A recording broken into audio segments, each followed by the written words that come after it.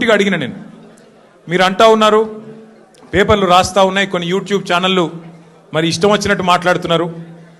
కొంతమంది చాలా నా మాట అనడానికి నాకే సిగ్గుంది.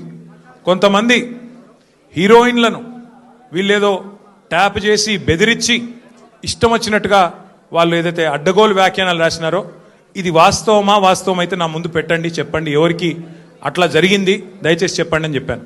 అనగానే అక్కడున్న అధికారి గారు లేదండి అది కరెక్ట్ కాదు, మేము ఆల్రెడీ మీడియాకి చెప్పాం కదా అన్నారు. నేను అన్నది ఏంటంటే అయ్యా మరి మీరు కరెక్ట్ కాదు అని మీరు చెప్పిందేమో ఎక్కడో ఇంతంత వస్తుంది, మరి ఇష్టం వచ్చినట్టు మీరు ఇన్ని రోజులు నడిపిన కథనాలకు ఎవరు బాధ్యులు? మా కుటుంబాలకు మాకు కలిగిన క్షోభకు మా వ్యక్తిత్వ హననానికి ఎవరు బాధ్యులు? ఈ లీకులు మీరు నిరోధించలేరని అడిగిన. ముందుగా మీడియాకి నేను ఒక అపీల్ చేస్తా ఉన్నా, దయచేసి ఈ ప్రభుత్వం లీకు వీరుల ప్రభుత్వం, వీళ్ళు కేవలం లీకుల మీద ఆధారపడి నడిచే ప్రభుత్వం.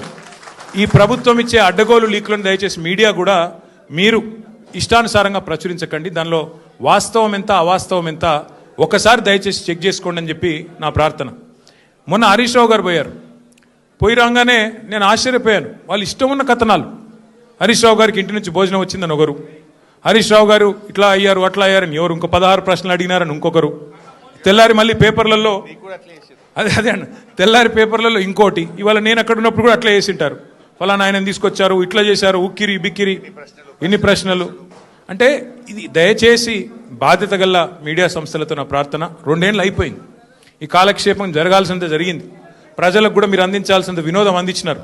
కానీ ఇకనైనా దయచేసి 1-2 సార్లు, ఎందుకంటే మాకు కూడా కుటుంబాలు ఉన్నాయి, మాకు కూడా అభిమానులు ఉన్నారు, మాకు కూడా కార్యకర్తలు ఉన్నారు, మాకు కూడా నియోజకవర్గాలు ఉన్నాయి, మాకు ఓట్లేసిన ప్రజలు ఉన్నారు, వాళ్ళు బాధపడతారు. ఇష్టం వచ్చినట్టు మీరు ఇట్లా వండి వార్చవద్దని చెప్పి నంబర్ 1.